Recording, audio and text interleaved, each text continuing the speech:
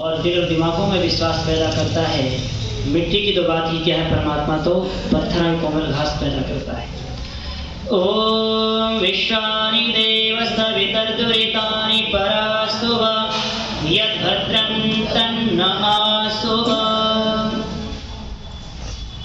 यहाँ पर जो लगातार आज तीसरा दिन है, जो उपदेश अपने वचनों से, उपदेशामृत से आप सबको सिंचन कर रहे हैं आचार्य वीरेंद्र शास्त्री जी और हमारे जो भजनोपदेशक मुकेश शास्त्री जी, जो आपको बड़े ही भजनों से, अपने मधुर कंठ से आपको अपने ज्ञानामृत दे रहे हैं।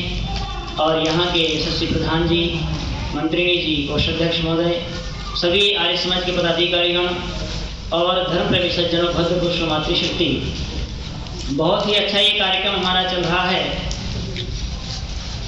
एक बार जब पंडित मदन मोहन मालवीय जी कहते हैं कि आर्य समाज यदि दौड़ता रहेगा तो हिंदू समाज चलता रहेगा, यदि आर्य समाज चलता रहेगा तो हिंदू समाज खड़ा हो जाएगा, यदि आर्य समाज खड़ा हो गया तो हिंदू समाज बैठ जाएगा, और जिस दिन आर्य समाज बैठ गया तो हिंदू समाज लेट जाएगा, और यदि आर्य समाज लेट गया तो हिंदू समाज मर जाएगा, सो जाएगा। अर्थात आर्य समाज ही ऐसी एक ज्योति है जो आज पूरे हिंदू समाज को बचाए रखा है बुराइयों से, आडंबर से, पाखंड से। और ऐसा कोई यहाँ पर समाज राष्ट्र में ऐसा वो नहीं है, यंत्र नहीं है, वैसे शिक्षा नहीं है जो हमारे आर्यों को, हमारे हिंदुओं को बचा रहे हों। इस आर्य समाज के लिए, आर्य समाज को बचाने के लिए हमारे क्रांतिकारी राम प्रसाद बिस्मिल जी ने अपने घर बार को भी त्याग दिया था। राम प्रसाद बिस्मिल जी इतने अपने व्यस्त हो गए कार्यों में, आर्य समाज के उत्सवों में, आर्य समाज के लेखा जोखा कार्यों में। इस बात को देखकर उनके माता पिता परेशान होने लगे। कहा कि तू घर की चिंता नहीं, माता पिता की चिंता नहीं, रात दिन आर्य समाज के लिए लगा रहता है, नहीं तो तू आर्य समाज को छोड़ दे, नहीं तो घर को छोड़ दे। तो राम प्रसाद बिस्मिल के मुख से बात निकली थी कि मैं घर छोड़ सकता हूं, मैं दयानंद आर्य समाज कभी नहीं छोड़ सकता। इस आर्य समाज को बचाने के लिए, इस देश को बचाने के लिए, हिंदू को बचाने के लिए पंडित लेखराम ने चलती ट्रेन में कूद गया था, प्राण की आहुति दे दी थी। एक तरफ बच्चा बीमार है और एक तरफ सूचना फोन से आई कि वहां पर पुराने गांव में मुसलमान बदले जा रहे हैं, हिंदू को मुसलमान बनाया जा रहा है। तो जब ये बात को पंडित लेखराम सुनते हैं, कहा कि उनके रोका नहीं गया। अपनी देवी जी कहती कि बच्चा बीमार है, मरने वाला है, आपको बच्चे की चिंता नहीं है। तो वो कहते हैं एक बच्चा चला जाएगा, मगर वहां पता नहीं कितने हिंदू मुसलमान बन जाएंगे, ईसाई बन जाएंगे, मुझे उनको बचाना जरूरी है। सुपरफास्ट ट्रेन में बैठे, ट्रेन नहीं रुक रही थी, चलती ट्रेन पे सारे वस्त्र बांधे अपने शरीर में और चलती ट्रेन में कूद गए। किसके लिए? हिंदू को बचाने के लिए। ऋषि दयानंद जी के मन में एक बात आई। एक बार वो बीमार चलते रहे, रात्रि का समय था, उनका सेवक जो था स्वामी जी उनके रात्रि में भ्रमण करते रहे, घूमते रहे, और उनके मन में विचार चलते रहे। सेवक पूछता कि स्वामी जी क्या आपको दर्द हुआ, कुछ दुख हुआ, कुछ परेशानियां हैं? ऋषि दयानंद ने कहा कि मुझे ऐसा दुख हुआ है आज, जो दुख की दवा ना डॉक्टर के पास है, ना हकीम वैद्य के पास है। बोले दुख इस बात का मुझे आज हो रहा है, इस संसार को, इस हिंदू को, जाति को, इन विचारधाराओं को बदलने के लिए हूण, सिख, ईसाई आदि मुसलमान अपने लाखों रुपए पैसे पानी की तरह बहा रहे हैं, इसको परिवर्तन करने के लिए। मुझे इस बात पर चिंता है, और आज सारे राजाए कुंभकर्ण की निद्रा सोए हुए हैं, किसी को चिंता नहीं है। इस बात पर मुझे दुख है।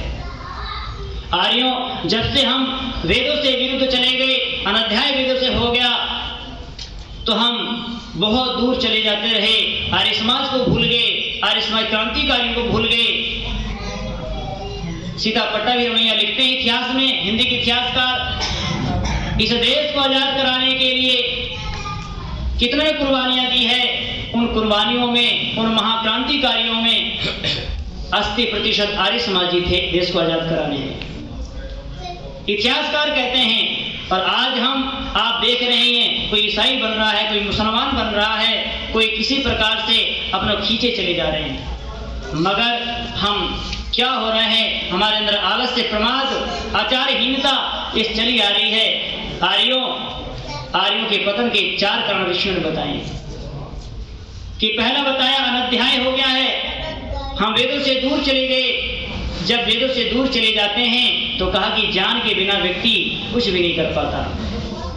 महर्षि मनु जी लिखते हैं, योनाधित्यो द्विजो वेदम अन्यत्र कुरुते श्रमम स जीवनेव शूद्रत्वम आसु गच्छति सान्वयः। जो द्विज ब्राह्मण क्षत्रिय वैश्य वेद आदि शास्त्रों को न पढ़कर अनार्ष ग्रंथ आदि पढ़ते हैं, वो कहते हैं पूरे कुल सहित शूद्र भाव को प्राप्त हो जाते हैं।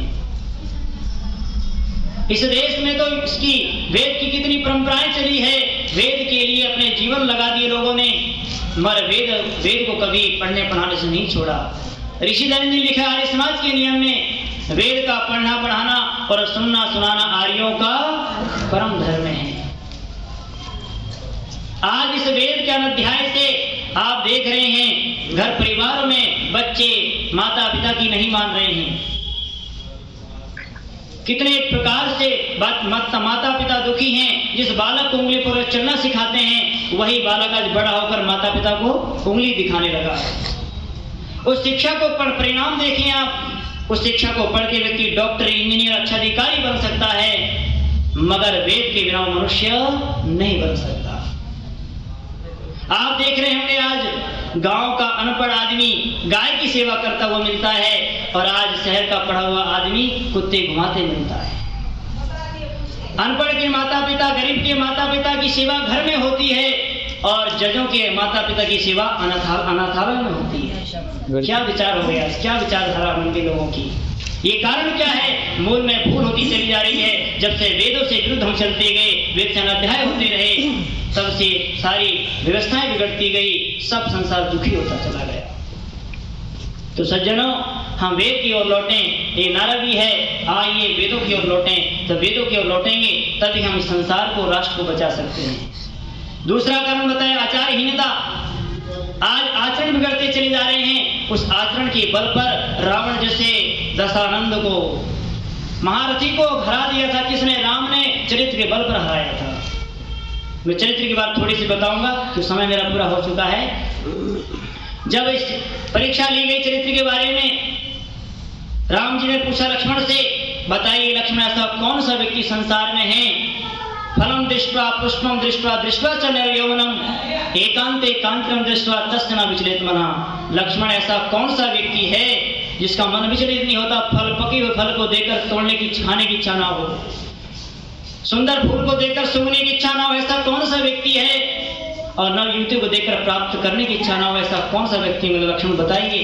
तो लक्ष्मण जी कहते हैं, यस्य माता पतिव्रता पिता च धार्मिकः एकांते कांचन दृष्ट्वा तस्य न विचलित मनः। जिसके माता धार्मिक हो, माता पतिव्रता हो और पिता धार्मिक हो, उनकी जो संतानें होंगी, ये गुण, सारे गुण उस संतानों में मिलेंगे। आज हमारी संतानें गुणहीन होती चली जा रही है, ना माता पिता की इज्जत, ना सम्मान, ना बड़ों का आदर सम्मान, ना गुरुजनों का आदर सम्मान। अर्थात ये कहा कि चरित्र की शिक्षा हमारे भारत देश दिया था।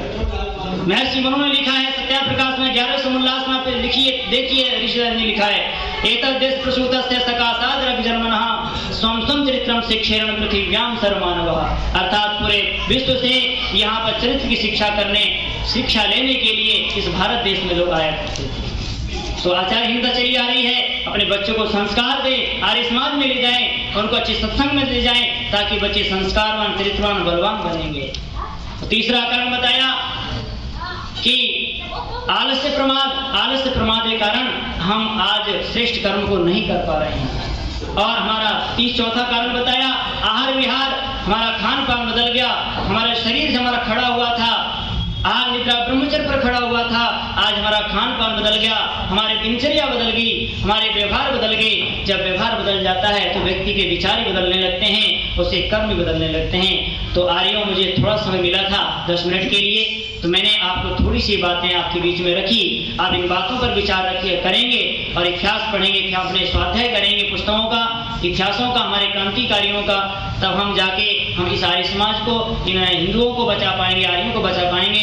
मैं अंतिम बात कहकर अपनी वाणी को विराम देता हूँ। पंडित लेखराम जी ने बात कही थी कि आर्यों, मैं तो इस संसार से जा रहा हूँ, मगर आप अपना तहरीर और तकरीर मत रुकने देना, अर्थात आर्य समाज का प्रचार और आर्य समाज का लेखन कार्य कभी रुकने मत देना। मैं इतना कहकर अपनी वाणी को विराम देता हूँ।